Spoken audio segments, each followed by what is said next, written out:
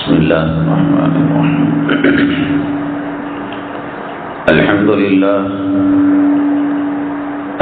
لله نحمده ونستعينه ونستغفره ونؤمن به ونتوكل عليه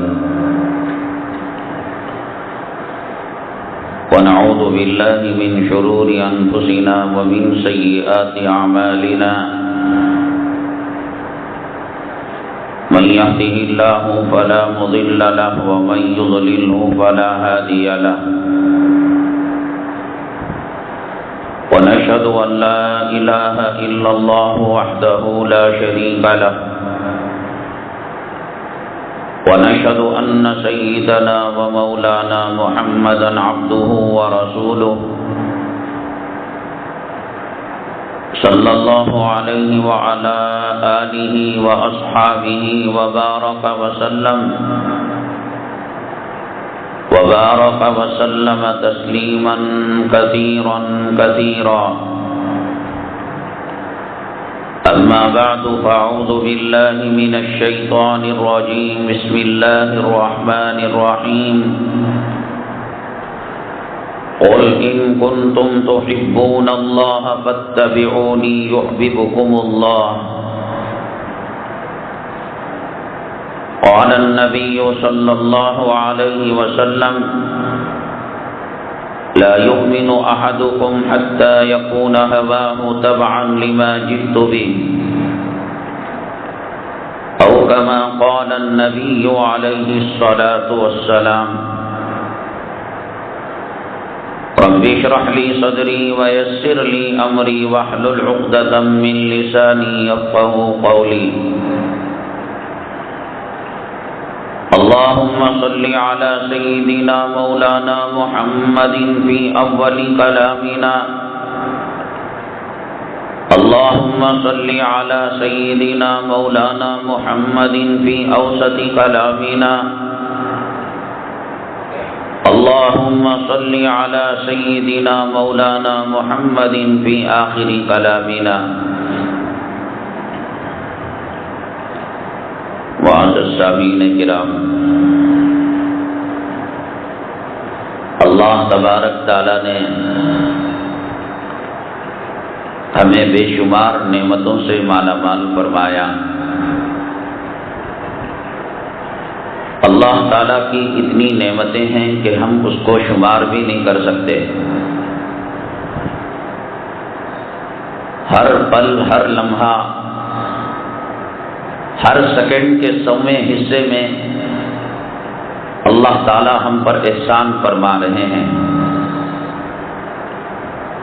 قرآن شریف میں اللہ نے فرمایا وَإِن تَعُدُّوا نِعْمَةَ اللَّهِ لَا تُحْصُوهَا،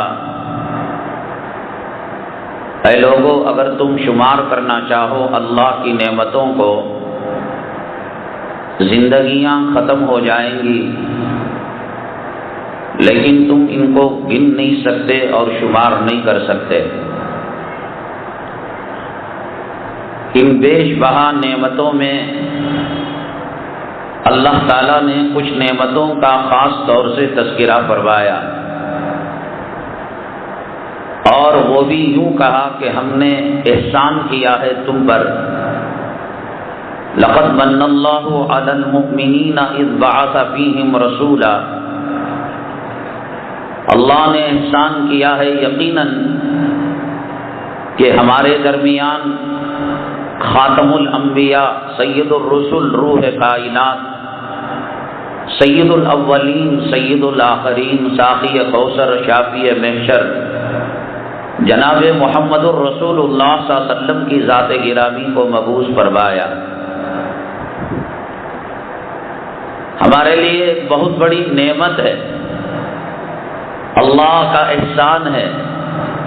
اللہ نے حضرت موسیٰ علیہ السلام کی قوم میں ہمیں پیدا نہیں کیا، حضرت ابراہیم علیہ السلام، حضرت لوط علیہ السلام، 1.25 لاکھ پیغمبر آئے۔ اللہ چاہتا کسی پیغمبر کی قوم اور امت میں ہمیں پیدا فرما سکتا تھا۔ مٹی سے برتن بنانے والا کمار، وہ مٹی سے وضو کا لوٹا بھی بنا سکتا ہے، بادشاہ کے دربار کا پیالہ بھی بنا سکتا ہے، استنجا کا بھی ڈھیلا بنا سکتا ہے۔ جب اس کو اختیار ہے کہ مٹی سے جو چاہے وہ بنا سکے، وہ رحم مادر کے گندے پانی میں تصویروں کے نقشہ پیدا کرنے والا کیا نہیں کر سکتا؟ والذی یصورکم فی الارحام کیف یشاء، اللہ وہی ہے جو تمہارے ماؤں کے رحم مادر میں تمہارے نقشے بناتا ہے۔ چاہتا تو 5000 سال پہلے ہمیں پیدا کرتا، کسی اور پیغمبر کی امت میں ہوتے 10,000 سال 50,000 سال پہلے۔ پورے حضرات انبیاء علی نبینا علیہم الصلاۃ والسلام کی نبوت ایک طرف، ان کی رسالت ایک طرف، میرے اور آپ کے آقا کائنات کے مولا سرور کونین جناب محمد الرسول اللہ صلی اللہ علیہ وسلم کا مقام اور مرتبہ کچھ اور ہی ہے۔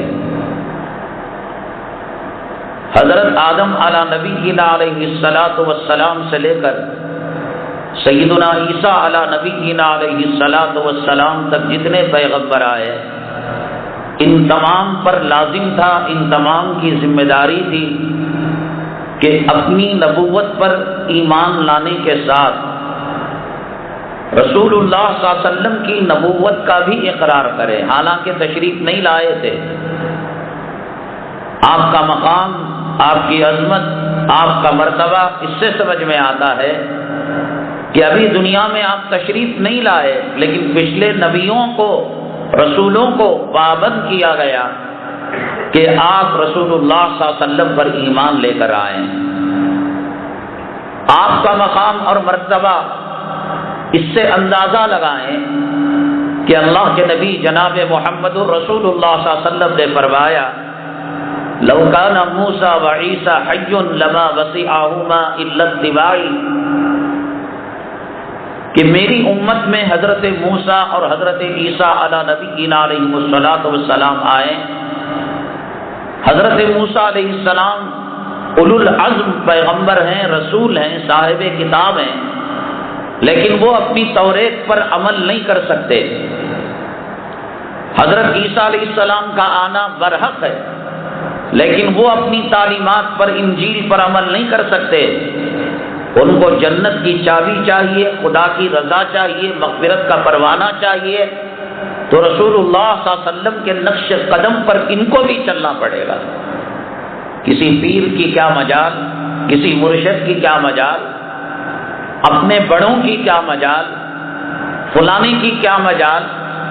پیغمبروں کے بارے میں کہا گیا لما وسعہما الا اتباعی، حضرت موسیٰ، حضرت عیسیٰ نام لے کر کہا کہ ان کو اگر جنت چاہیے علیہم الصلاۃ والسلام تو رسول اللہ صلی اللہ علیہ وسلم کے نقش قدم پر چلنا پڑے گا۔ ہماری سعادت، ہماری خوش نصیبی اللہ کا کرم، اللہ کا احسان، اللہ نے ہمیں ایسے پیغمبر رسول اللہ صلی اللہ علیہ وسلم کی امت میں اور قوم میں پیدا فرمایا جس میں آنے کے لیے بہت سارے نبیوں نے تمنا کی، رسولوں نے تمنا کی۔ اس میں حضرت عیسیٰ علیہ السلام کی دعا قبول ہو گئی اور قرب قیامت حضرت عیسیٰ علیہ السلام تشریف لائیں گے، لیکن وہ حضور صلی اللہ علیہ وسلم کے طریقے پر عمل کریں گے، سنتوں پر عمل کریں گے۔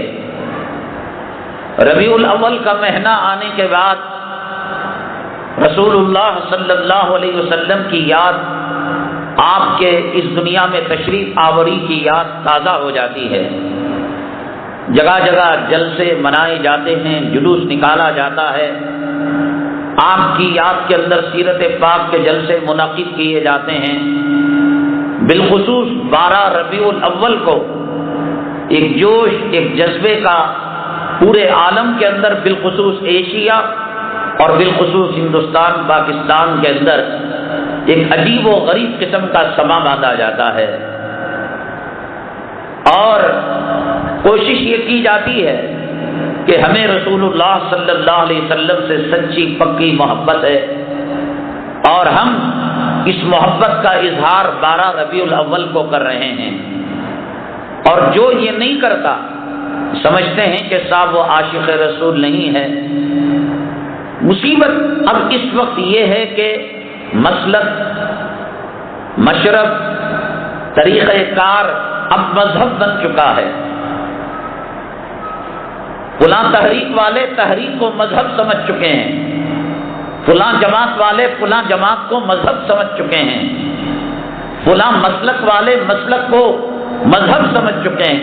مذہب صرف مذہب اسلام ہے، وہ پوری دنیا میں ایک ہے، اس کا کلمہ لا الہ الا اللہ محمد رسول اللہ صلی اللہ علیہ وسلم۔ جانے کے اس کے طریقے الگ ہیں، حنفیت کا راستہ جاتا ہے، شافعیت کا راستہ جاتا ہے، حنبلی کا راستہ جاتا ہے، مالکیت کا راستہ جاتا ہے،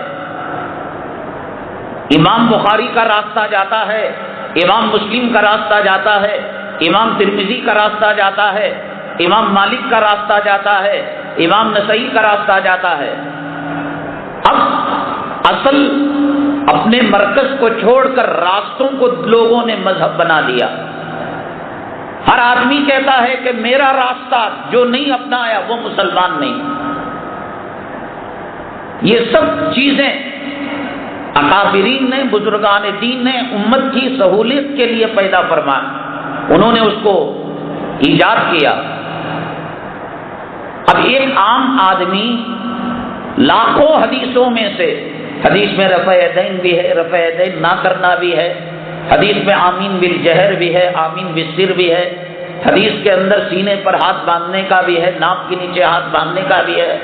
عام آدمی، ایک ٹیلر، ایک ٹنکر، ایک پینٹر، ایک میکینک، ایک مزدور، ایک کلی والا، ان کو پڑھے گا دماغ خراب ہو جائے گا۔ سیدنا امام ابو حنیفہ رحمۃ اللہ علیہ نے ان لاکھوں حدیثوں کو سامنے رکھ کر رسول کریم جناب محمد الرسول اللہ صلی اللہ علیہ وسلم کی مزاج نبوت اور آپ کی سیرت کے زیادہ قریب ترین کون سی روایتیں تھیں، ان میں کون سی نماز بن سکتی ہے، انہوں نے اجتہاد کر کر امت کو ایک طریقہ بتایا۔ اب اس طریقے کو لوگ مذہب سمجھ گئے ہیں، اصل مذہب، اور انہوں نے یہ کہا کہ اگر میرے مسلک کے مقابلے میں صحیح حدیث آتی ہے وہی میرا مسلک ہے، اور میرے طریقے میں غلطی ہو سکتی ہے، حدیث میں غلطی نہیں ہو سکتی۔ لوگوں نے ایک ایک جو ہے دو پلی ٹوپی کو، پنچ کلی ٹوپی کو، دو منزلہ ٹوپی کو، جھنڈے کو انہوں نے امام بنا لیا۔ اب اس کے خلاف کچھ بھی سننے کے لیے تیار ہی نہیں ہے، گویا اللہ اور رسول کا مقام ان کو دے دیا۔ لوگوں کو نماز کے لیے بلانا، اس کی ایک منظم شکل حضرت مولانا الیاس صاحب رحمۃ اللہ علیہ نے امت کو دی، ایک طریقہ ہے۔ اس ہفتے سے پہلے والا جو سفر تھا سہارنپور، ابھی بھی گیا تھا میں، مولانا یونس صاحب کی مجلس جو شیخ الحدیث ہیں، اور میں سمجھتا ہوں کہ عالم کے اندر اسماء الرجال کے فن میں اللہ تعالیٰ نے آپ سے بڑا کوئی عالم شاید بنایا ہو۔ اسماء الرجال کا جو فن ہوتا ہے بڑا کٹھن فن ہوتا ہے۔ جیسے ایک روایت ہے کلمتانی حبیبتانی، دو کلمے ہیں جو اللہ کو، اللہ کے رحمان کو محبوب ہیں، یا انما الاعمال بالنیات ایک حدیث ہے۔ اس حدیث کو کس نے بیان کیا، ان کے راوی کون ہیں، ان کے راوی کو، یہ جو کڑیاں ملتی ہیں ان کڑیوں میں بیچ میں فلاں راوی کمزور ہے، کمزور دینی اعتبار سے ہے، یا کمزور تقوی کے اعتبار سے ہے، یا کمزور میموری پاور کے اعتبار سے ہے۔ میموری پاور کے اعتبار سے کمزور ہے تو حدیث کا کیا مرتبہ، تقوی کے اعتبار سے کمزور ہے تو حدیث کا کیا مرتبہ۔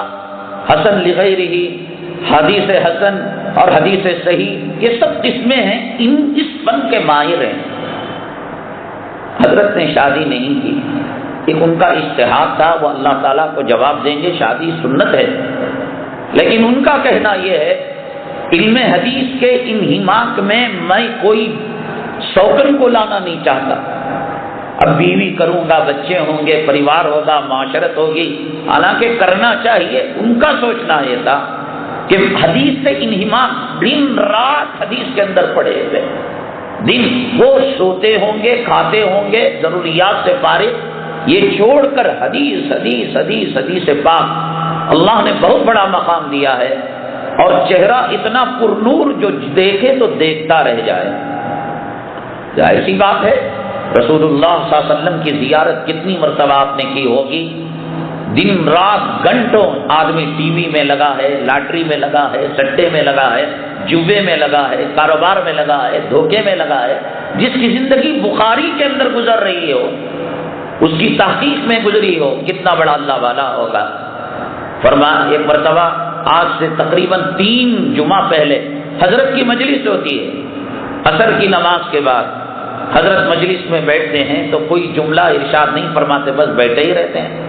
وہاں کے ایک استاد سے میں نے کہا کہ کیا فائدہ، حضرت نہ تو ذکر کراتے ہیں، حضرت نہ تو کوئی بات کہتے ہیں، بس ایسے بیٹھے رہتے ہیں، تم لوگ بیٹھ کر آ جاتے ہو، چائے پانی کر کے آ جاتے ہو. تو انہوں نے کہا کہ آگ کے قریب آدمی کوئی بیٹھتا ہے، آگ بولے بغیر گرمی دے دیتی ہے. روشنی کے قریب کوئی انسان بیٹھتا ہے چراغ کے، تو چراغ بولتا نہیں، روشنی دے دیتا ہے. عطر کی دکان میں کوئی جاتا ہے تو عطر بولتا نہیں، خوشبو دے دیتا ہے. اللہ والوں کی مجلس میں بیٹھنے سے بغیر بولے کے دل کی کیفیات بدل جاتی ہیں، نگاہ مرد مومن سے بدل جاتی ہیں تقدیریں. شیخ عبد القادر جیلانی رحمۃ اللہ علیہ کا واقعہ جس کو غیر مخلدین بطور مذاق کے پیش کیا کرتے ہیں کہ حضرت جس گلی میں رہا کرتے تھے حضرت کا مکان، تو ایک کتا وہاں آیا جایا کرتا تھا. حضرت کی نگاہ اس پر پڑی تو اس کے اندر خصوصی اوصاف پیدا ہو گئے تھے. ایک نگاہ مرد مومن سے ایک جانور کے اندر تبدیلی آ سکتی ہے. تو اللہ کے گھر میں آئیں گے، بزرگان دین کی مجلس میں بیٹھیں گے. جب کبھی آپ کے شہر بنگلور کے اندر اکابرین کا ورود مسعود ہو، اپنی چیزوں کو آگے پیچھے کر کر، ہمیں تقریر سے کوئی مطلب اور معنی نہیں ہے، بس ان کی مجلس میں چلے جائیں. تو انہوں نے کہا وہاں کے مدرس نے کہ بہت کم بولا کرتے ہیں، لیکن اس مرتبہ حضرت جلال میں آ گئے. فرمایا کہ بھائیو، کہیں ایسا نہ ہو کہ قیامت کے دن بدعتیوں میں تمہارا شمار ہو. اور بدعت بڑا خطرناک گناہ ہے.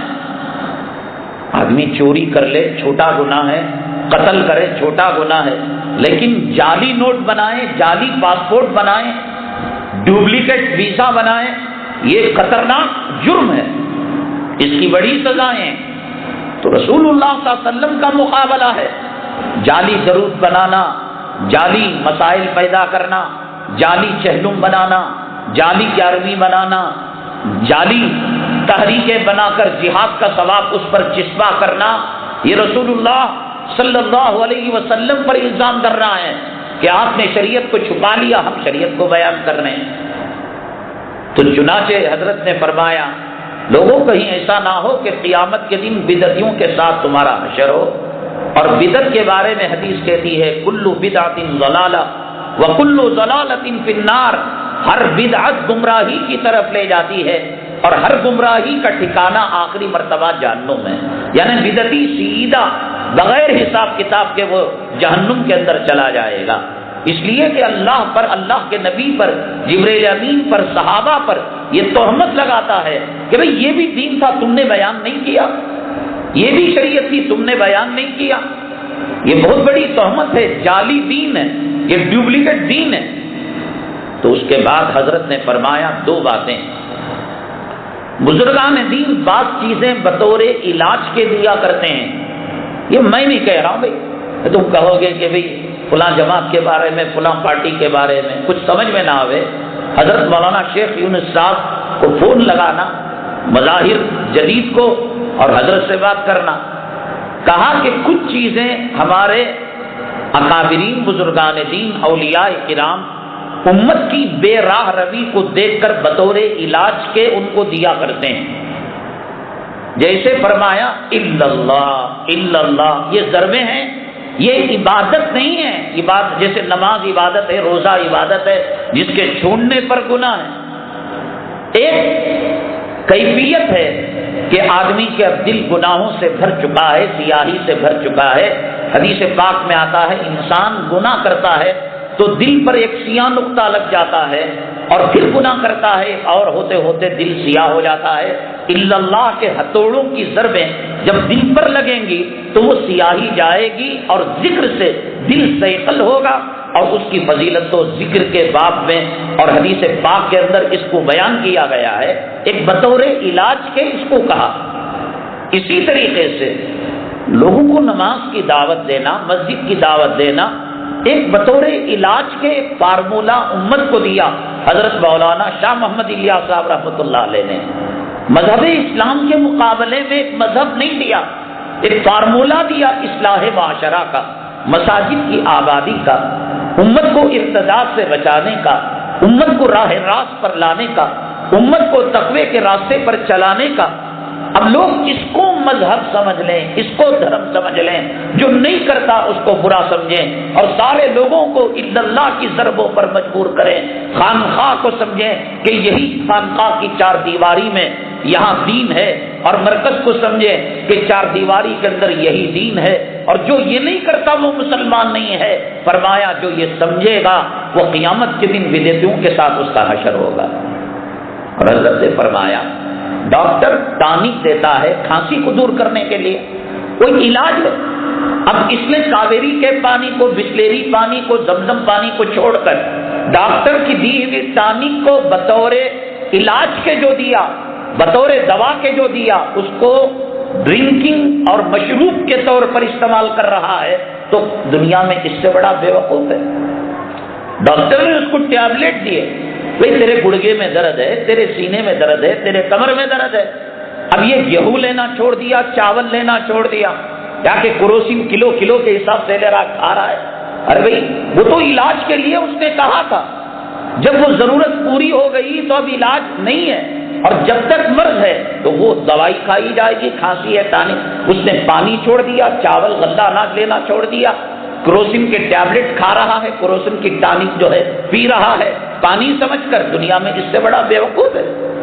یہ جو طریقہ کار ہوتے ہیں الا اللہ کی ضربیں، یا کہ کوئی اور جو ہے طریقہ کار ہوتا ہے، یہ بطور علاج کے ہے، بطور غذا کے نہیں۔ بطور غذا کے فجر کی نماز ہے، وہ مرتے دم تک ہمیں ظہر میں مرنا ہے، فجر پڑھ کر مرنا پڑے گا۔ اگر ہم مر گئے تو وصیت کر کر پڑھنا پڑے گا کہ صاحب فجر کا تم جو ہے فدیہ دیو، اپنی اولاد کو وصیت کرنی پڑے گی۔ حج صاحب استطاعت پر فرض ہے، وہ غذا ہے، روزہ غذا ہے، تلاوت غذا ہے۔ جو چیز غذا ہے غذا کے درجے میں رکھو، اور جو چیز علاج ہے علاج کے درجے میں رکھو۔ اب اگر یوں کہتے ہیں ہم کہ بھئی علاج کی چیز کو غذا نہ بناؤ، ارے صاحب یہ تو ڈاکٹروں کا منکر ہے، یہ دواؤں کا دشمن ہے۔ بھیا ہم دوا کے دشمن نہیں، ہم کہہ رہے ہیں دوا کو دوا کے طور پر استعمال کرو، غذا کو غذا کے طور پر استعمال کرو۔ شریعت میں جس چیز کا جو مقام جس مرتبے میں رکھا گیا ہے اسے اس مرتبے میں رکھو، اس مرتبے سے اونچا مت کرو۔ یہی کام بدعتیوں نے کیا۔ بدعتی کو بدعتی کیوں کہتے ہیں؟ 12 ربیع الاول کو رسول اللہ صلی اللہ علیہ وسلم نے کیا کام کیا؟ جلوس نکالا، جلسے کیے، نعرے بلند کیے، اونٹ کی دھونی دی۔ صحابہ کرام سے بڑھ کر کائنات کے اندر کون رسول اللہ صلی اللہ علیہ وسلم سے سچی محبت کرنے والا، سچا عاشق ہو سکتا ہے؟ وفاؤں کے بادشاہ، رسول اللہ صلی اللہ علیہ وسلم کے عاشقوں کے سردار، کائنات کے سردار رسول اللہ صلی اللہ علیہ وسلم کے بعد سیدنا صدیق اکبر رضی اللہ تعالیٰ 12 ربیع الاول آئے اور وہ خاموش رہے؟ ہو سکتا ہے؟ اللہ کے حبیب پاک جناب محمد رسول اللہ صلی اللہ علیہ وسلم نے فرمایا، امام ابن حجر عسقلانی رحمۃ اللہ علیہ نے اس روایت کو نقل کیا، اور آپ نے کئی مرتبہ سنا ہوگا، حبب الی من دنیاکم ثلاث، اے لوگو ویسے تو دنیا ملعون ہے، لیکن اس دنیا کے اندر 3 چیزیں ہیں جو اس دنیا میں ہیں، وہ مجھے پسند ہیں۔ النساء، عورتیں پسند ہیں، نیک بیوی جو ہوتی ہے وہ اچھی چیز ہوتی ہے۔ والطیب، خوشبو مجھے پسند ہے۔ وقرۃ عینی فی الصلاۃ، اور میرے آنکھوں کی ٹھنڈک نماز میں ہے۔ یہ دنیا کی یہ 3 چیزیں ہیں جو دنیا میں ہیں، لیکن مجھے بہت زیادہ پسندیدہ ہیں۔ حضرت سیدنا ابو بکر صدیق رضی اللہ تعالیٰ عنہ، عاشقوں کے بے تاج بادشاہ، وفاؤں کے شہزادے، وفاؤں کا شہنشاہ، کہنے لگے اے اللہ کے حبیب پاک صلی اللہ علیہ وسلم مجھے بھی 3 چیزیں پسند ہیں۔ فرمایا کہ کیا؟ فرمایا النظر الی وجہک، اے اللہ کے حبیب پاک صلی اللہ علیہ وسلم یہ دنیا ہے کہ بیوی کے تقاضے، استنجا کے تقاضے، بیت الخلاء کے تقاضے، کاروبار کے تقاضے، گھر کے تقاضے لگے ہوئے ہیں۔ اللہ کی قسم اے اللہ کے نبی یہ تقاضے نہ ہو، میں ہوں آپ رہیں اور میری نگاہ رہے، آپ کا چہرے انور رہے۔ النظر الی وجہک، دیکھتا رہو اسی میں میری زندگی چلی جائے۔ رسول اللہ صلی اللہ علیہ وسلم کا وصال مبارک ہوا، ابو بکر صدیق کو اللہ نے وہاں نہیں رکھا۔ کیا ہوتی حالت اللہ کو معلوم۔ رسول اللہ صلی اللہ علیہ وسلم کے پردہ فرمانے کو دیکھ کر صدیق اکبر پر کیا کیفیت ہوتی، ساتھ تھے جب سکرات کی کیفیت تھی، رسول اللہ صلی اللہ علیہ وسلم بیمار تھے، غشی طاری ہوتی تھی اور پانی پر ہاتھ مار کر چہرے انور پر ہاتھ مل کر اللہم اعنی علی سکرات الموت 2 صحابہ کے مونڈوں پر اپنا ہاتھ ڈال کر پیر گھسٹتے تھے۔ اس حالت میں نماز کی طرف آپ گئے، اس وقت سیدنا ابو بکر صدیق موجود تھے اور رسول اللہ صلی اللہ علیہ وسلم جب نماز کا وقت چلا جا رہا تھا، حضرت عائشہ صدیقہ رضی اللہ تعالیٰ عنہا کو فرمایا کہو ابو بکر صدیق کو میرا مصلی سنبھالے، میرے محراب کو سنبھالے۔ حضرت عائشہ صدیقہ رضی اللہ تعالیٰ عنہ نے فرمایا بہت نرم دل ہیں وہ، جب آپ کو منبر رسول محراب رسول میں نہ پائیں گے تو ہچکیاں بند ہو جائیں گی، اللہ کے نبی کسی اور سے کہیے۔ چونکہ مقام اونچا تھا، نیابت کا تھا، خلافت کا تھا، رسول اللہ صلی اللہ علیہ وسلم کے بعد آپ کو خلیفہ بنائے جانے کا تھا۔ سخت لہجے میں آپ نے فرمایا عائشہ رضی اللہ تعالی عنہ میں کہہ رہا ہوں ابو بکر کو کہو نماز پڑھانے کے لیے۔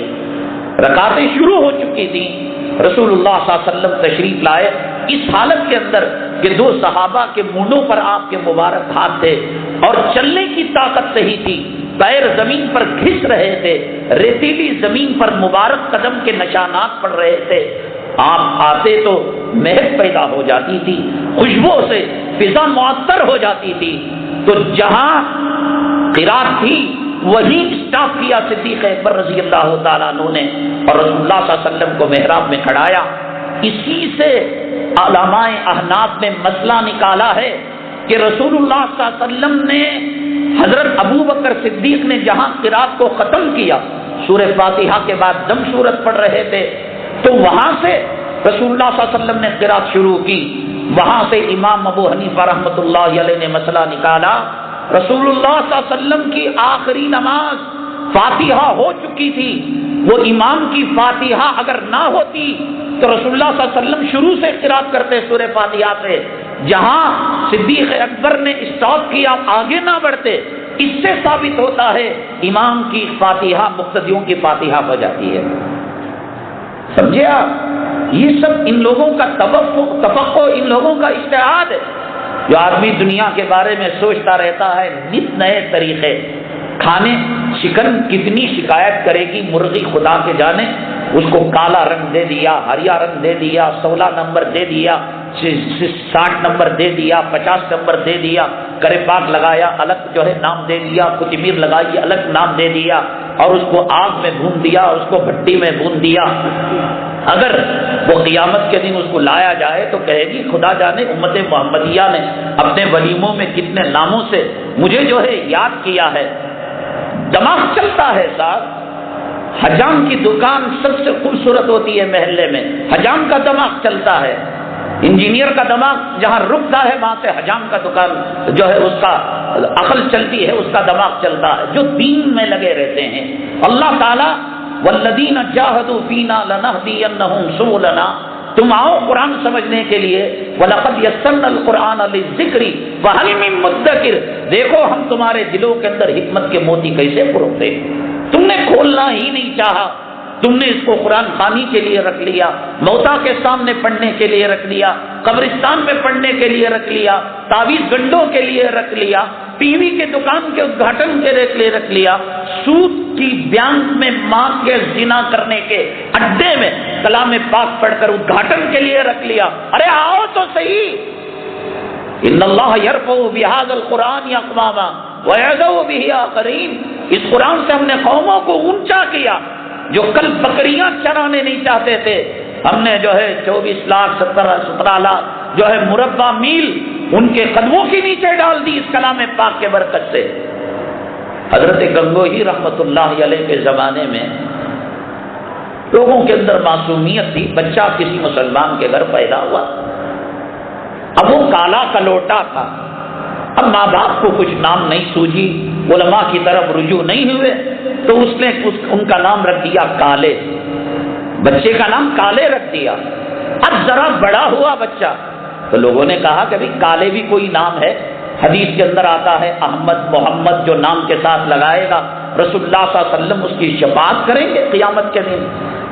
حدیث میں آتا ہے کہ جس بچے کا نام احمد اور محمد رکھا جائے گا اس کی سانسوں کے برابر اللہ تعالیٰ نیکیاں ماں باپ کے نام اعمال میں لکھیں گے. فضا رکھو، زویا رکھو، ٹی وی دیکھ دیکھ کر پیٹ جلتا ہے. احمد نام رکھنے میں اتنا پیارا نام، محمد کتنا پیارا نام. اللہ کہتا ہے وَرَفَعْنَا لَكَ ذِكْرَكَ، اے محمد صلی اللہ علیہ وسلم ہم نے اپنے نام کو بلند کیا. الخبیثات للخبیثین والخبیثون للخبیثات. گندا تو گندگی کو پسند کرتا ہے، سور تو پاخانے میں منہ مارتا ہے. اس کو احمد نام کی لذت کا کیا پتا، محمد نام کی لذت کا کیا پتا. فلموں میں کام کرنے والے ہجڑے کتے سور کھانے والے حرام الدہروں کا نام رکھ رہا ہے. کل قیامت کے دن تو اگر کسی وجہ سے جنت میں بھی جائے گا، تیری اولاد جس کا نام تو نے فلموں کے نام پر رکھا ہے ٹانگ پکڑ کر کھینچیں گے. اللہ تہجد اور حج کر کر جا رہا ہے اور میرا نام فلموں ہیرو ہیرونے کے نام پر رکھا. یہ اولاد تیری ٹانگ پکڑ کر کھینچیں گے. رکھ دیا کالے. بھولے بھالے تھے، کالا رنگ تھا. تو پھر کسی نے بتایا محمد اگر لگا لے تو تیرے ماں باپ کی مغفرت ہوگی. تو لوگ اس کو محمد کالے کہہ کر پکارتے تھے. یہ حضرت گنگوہی رحمت اللہ علیہ حیات تھے. لوگ کہتے ہیں علماء دیوبند کو رسول اللہ صلی اللہ علیہ وسلم سے محبت نہیں تھی. اگر ان کو نہیں تھی تو کسی اور کو بھی نہیں ہے. گیا حضرت گنگوہی رحمت اللہ علیہ کے پاس، کہا کہ حضرت پیدا ہوا میرے کالے رنگ کو، سیاہ رنگ کو دیکھ کر ماں باپ نے کالے رکھ دیا. اور جب ہوش سنبھالا لوگوں نے کہا محمد نام کے ساتھ جڑنا چاہیے، محمد کالے. ذرا بے ادبی اور گستاخی معلوم ہوتی ہے کہ حضور صلی اللہ علیہ وسلم کے نام کے ساتھ کالے کا لفظ. کئی علماء کے پاس گیا تو کہا کہ نام بدل لو. اب ڈاکومنٹس کے اندر، پاسپورٹ کے اندر اور لائسنس کے اندر اور اسکولوں میں کالجوں میں سب یہی نام ہے. کیا کیا جائے؟ اللہ اکبر. جو جس میدان میں جس فیلڈ میں رہتا ہے اللہ تبارک تعالیٰ راستے اس کے لیے کھول دیتے ہیں. آ کر تو دیکھو. فاذکرونی اذکرکم، تم مجھے یاد کرو میں تمہیں یاد کرتا ہوں، اور تم مجھے یاد بھی نہ کرو میں تمہیں بھولتا نہیں ہوں. میں تمہیں بھولوں گا کون تمہیں ہوا دے گا؟ میں تمہیں بھولوں گا کھانا کون دے گا؟ میں بھولوں گا تو آنکھوں کی بصارت کون دے گا؟ میں بھول جاؤں گا تمہارے دلوں کی دھڑکن کو تم یاد کرو. بس عرش پر تمہارے تذکرے کروں گا فخر کے ساتھ کہ اے فرشتوں جن کو تم نے نادان مخلوق کہا تھا اور فسادی مخلوق کہا تا، دیکھو مکہ مسجد کے اندر بیٹھ کر ہمارا مذاکرہ کر رہے ہیں، ذکر کے حلقے میں بیٹھے ہوئے ہیں. فاذکرونی اذکرکم. آ کر تو دیکھو قرآن کے قریب. لذت بھری زندگی ہے، حلاوت بھری زندگی ہے. کیا لیلا کے پیچھے بھاگتے ہو؟ کیا دنیا کے پیچھے بھاگتے ہو؟ تہجد کے سجدوں کا مزہ جس نے چکھ لیا، دنیا کے مزے اس کے سامنے فالتو ہیں، بیکار ہے. جنت کے حوروں کا مزہ جس نے دنیا میں پا لیا، یہ رنڈیاں، یہ بیکار کی عورتیں، یہ سور کی چربی لگائی ہوئی نیل پالش اور لپسٹک لگائی ہوئی آرٹیفیشل کتیا، ان کی محبتیں دلوں سے نکل جائیں گی. ہماری نگاہیں اگر ہوں گی اس حور کی طرف جو اپنے تھوک کا ذرہ صاف سمندر میں پھینک دے تو صاف سمندر کا پانی شہد سے زیادہ میٹھے ہو جائے. جو اپنے آنچل کو سورج کے سامنے کر دے تو سورج بے نور ہو جائے. رات کو ستارے چمکتے ہیں، دن میں کہاں چلے جاتے ہیں؟ دن میں رہتے ہیں، لیکن سورج کی روشنی جب زیادہ ہوتی ہے تو ستارے دکھائی نہیں دیتے. بڑی روشنی کے سامنے چھوٹی روشنی ختم ہو جاتی ہے. جنت کی حور اپنا آنچل سورج کے سامنے کر دے تو سورج بے نور ہو جائے گا. جس کے سامنے جنت کی منزلیں ہوں، جنت کے باغات ہو، جنت کے حور ہو، جنت کے غلمان ہو، جنت کی بہتی نہریں ہو، اور جنت کے لباس ہو، جنت کا سندس ہو، جنت کا شراب طہور ہو، اس گندی ملعون دنیا، دھوکے کی دنیا، باپ کا بیٹے پر اعتبار نہیں، بیٹے کا باپ پر اعتبار نہیں، خاوند کا بیوی پر اعتبار نہیں، بیوی خاوند کو دھوکہ دیتی ہے، خاوند بیوی کو دھوکہ دیتا ہے، اس دنیا کے لیے آخرت تباہ کر رہے ہو، برباد کر رہے ہو۔ آؤ آؤ مصلی کی طرف دیکھو، سجدوں کی لذتیں، حلاوتیں، آؤ نماز کی طرف آؤ۔ اللہ کہتا ہے بندے تو چل کر آ میں دوڑ کر آؤں گا، تو 1 قدم آ میں 10 قدم آؤں گا، تو دوڑ کر آ میں تجھے سینے سے لگا لوں گا۔ میرا اللہ اتنا رحیم، اتنا کریم کہ 100 سال کا پجاری جو بت کے سامنے بیٹھ کر یا سنم کہتا تھا، عربی میں سنم بت کو کہتے ہیں، جب زبان لمبی ہو جاتی ہے اور کوئی ذکر اور مذاکرہ لمبا ہوتا ہے تو زبان پلٹنے لگتی ہے۔ 100 سال تک بت کے سامنے بیٹھ کر اے بت یا سنم کہا، بھول سے یا سمجھ نکل گیا۔ میرے اللہ نے کہا لبیک یا عبدی، اے میرے بندے لبیک، 100 سال سے یہ جملہ سننے کے لیے تیری راہ دیکھ رہا ہوں، تیری توبہ قبول کرنے کے لیے تیار ہوں۔ ایسے رب کو چھوڑ کر، ایسے رحمان، ایسے رحیم، ایسے غفور کو چھوڑ کر کہاں بھاگے پھر رہے ہو؟ کس دنیا کے پیچھے جا رہے ہو؟ کس دولت کی پوجا کر رہے ہو؟ آئیں گے، گرہیں کھلتی جائیں گی، سوالات کے جوابات ملتے جائیں گے۔ فلمی لائن میں جاؤ، فلمی لائن کے جوابات ملیں گے، دنیا کی لائن میں جاؤ، دنیا کی لائن کے جوابات ملیں گے۔ پہلے شادی کی دعوتوں کے اندر مظفر نام کا ایک مٹھا ہوتا تھا، کسی ظالم نے کدو کے مٹھے کو رکھ دیا تو پورے شہر میں چرچے ہونے لگے کہ صاحب ایک مٹھے کا اضافہ ہو گیا۔ اب کھلیوں کی دکانیں لگ رہی ہیں، لڑکیوں کے لیے لڑکے سپلے ہو رہے ہیں، لڑکوں کے لیے لڑکیاں سپلے ہو رہی ہیں، شراب پلائی جا رہی ہے، جھولے ڈالے جا رہے ہیں، کولڈ ڈرنکس ہے، سافٹ ڈرنکس ہے، گرم ہے، ٹھنڈا ہے، شیخ ہے، کباب ہے، سمجھ گئے؟ دماغ چل رہا ہے نا دنیا میں۔ اور دین کے معاملے میں آخری رکعت میں آ کر پٹافٹ کبے کی ڈونگے مار کر جلدی بھاگو، تو کیا سجدے کی لذت ملے گی؟ کیا جنت کے مزے ملیں گے؟ سیدنا بلال حبشی رضی اللہ تعالیٰ مار کھا کر عہد کہتے تھے، اس نے کہا کہ چھوڑ دیجئے، مار کھانے کے بعد عہد کہنا چھوڑ دیجئے، بعد میں کہیے۔ فرماتے ہیں کہ اس عہد کہنے میں جنت کے مزے آتے تھے مجھے۔ اللہ کے راستے کے اندر اگر آپ اللہ کا نام لیں گے، قربانیاں دیں گے، مزے آئیں گے، اور اللہ تعالیٰ بند گیروں کو کھولیں گے، اللہ تعالیٰ الجھنوں کی سلجھنیں پیدا کریں گے۔ وقت کا کٹر سے کٹر فرعون بھی کوئی سوال کرے، اللہ دل میں جواب دیں گے۔ تو یہ گیا یہ آدمی، کہا کہ حضرت گنگوئی رحمۃ اللہ علیہ سے کہنے لگا، اتنے سارے علماء کے پاس گیا، کسی نے مجھے اس کا سوال کا جواب نہیں دیا۔ کالے محمد اچھا نہیں لگتا یا محمد کالے؟ اللہ اکبر، والذین جاہدوا فینا لنہدینہم سبلنا۔ رسول اللہ صلی اللہ علیہ وسلم سے اس درجے عشق تھا، محبت تھا کہ ان حضرات نے کوئی کسر باقی نہیں رکھی، اگلے لوگوں کے لیے کوئی اسوہ اور نمونے کے اندر کمی باقی نہیں رکھی۔ اس وقت مسجد نبوی صلی اللہ علیہ وسلم چھوٹی سی تھی، احاطے میں رسول اللہ صلی اللہ علیہ وسلم کے منسوب ایک باغ تھا جس میں رسول اللہ صلی اللہ علیہ وسلم کے لگائے ہوئے کھجور کے درخت تھے۔ کسی صاحب نے 2 کھجور کی بیجیں گٹلیاں لا کر حضرت گنگوئی رحمت اللہ علیہ کو دی۔ حضرت کھجور تو نہیں مل سکا، کوئی عرب اس کھجور کو کھا کر بیج کو پھینکا، یہ 2 بیجیں ہیں، سینے سے لگایا، آنکھوں سے لگایا، بوسا دیا، میرے آقا میرے محبوب صلی اللہ علیہ وسلم کے ہاتھوں سے لگائے ہوئے یہ کھجور کے درخت، یہ محبت ہے، محبت ہے۔ محبت ہوتی ہے تو آدمی پیپسی، کوک، کولگیٹ، تھمس اپ اور کلوز اپ، کوئی چمار کہتا ہے یہ میرا پسندیدہ پیسٹ ہے تو دوسرے دن لیتا ہے۔ رسول اللہ صلی اللہ علیہ وسلم سے جسے محبت ہوگی وہ نبی کے دشمن کا چہرہ داڑھی مڈا نہیں ہو سکتا۔ جس کے چہرے پر داڑھی نہیں اسے اور سند اور سرٹیفکیٹ کی ضرورت نہیں کہ یہ نبی کا دشمن ہے۔ جو خشخشی داڑھی رکھا ہے اور اسے کسی لیبارٹری کے اندر جا کر اس کا مادہ تحقیق کرنے کی، ریسرچ کرنے کی ضرورت نہیں۔ یہ عاشق رسول ہے، یہ دشمن رسول ہے۔ تیرا نبی کے چہرے کے خلاف ہونا، تیرا خشخشی داڑھی رکھنا، یہ خود دلیل ہے کہ تجھے محمد صلی اللہ علیہ وسلم کا چہرہ پسند ہے۔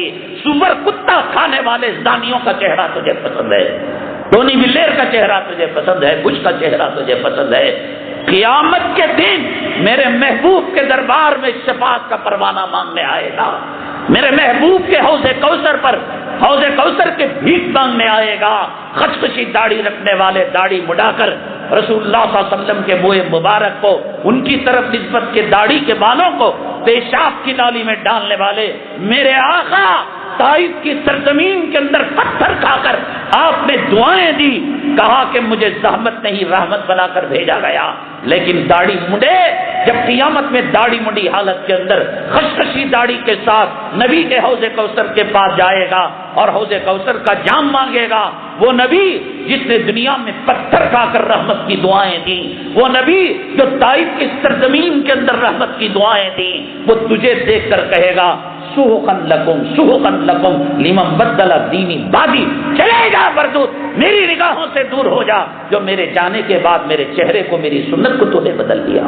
مان لو، بیوی نہیں مانتی 100 بیویاں مل سکتی ہیں، آقا کا دربار نہیں مل سکتا۔ ہم بلا وجہ بار بار داڑھی کا مذاکرہ ایسے ہی نہیں کرتے، بہت اہمیت ہے۔ جن کے چہروں پر سنت نہیں وہ نبی کے دشمن ہیں، جن کے چہروں پر خشخشی سنت ہے وہ نبی کے دشمن۔ اس کے لیے مزید ریسرچ کی ضرورت نہیں ہے۔ برام نام ہے، طے ہے کہ یہ عیسائی ہے، رام نام ہے، طے ہے کہ یہ غیر مسلم ہے، اب مزید ریسرچ تحقیق کرنے کی ضرورت نہیں ہے۔ مندر میں گھنٹا ہلا رہا ہے، بٹ لگا ہوا ہے، کرشنا رام کی پوجا کر رہا ہے، تو پھر کسی مدرسے میں فتوا لینے کی کیا ضرورت؟ یہ چہرے بتا رہے ہیں، یہ محمد صلی اللہ علیہ وسلم کے باغی چہرے ہیں، محمد صلی اللہ علیہ وسلم کے دشمن چہرے ہیں۔ کتنا خوبصورت چہرہ ہے، چہرے پر اللہ تعالیٰ نے داڑھی کے بال دیے، فرشتوں کو گنگنانے کے لیے نعت دیا، سبحان من زین الرجال باللوحا۔ وہ تسبیح ہم پڑھتے ہیں سبحان اللہ، الحمدللہ، اللہ اکبر، اور فرشتے پڑھتے ہیں سبحان من زین الرجال باللوحا۔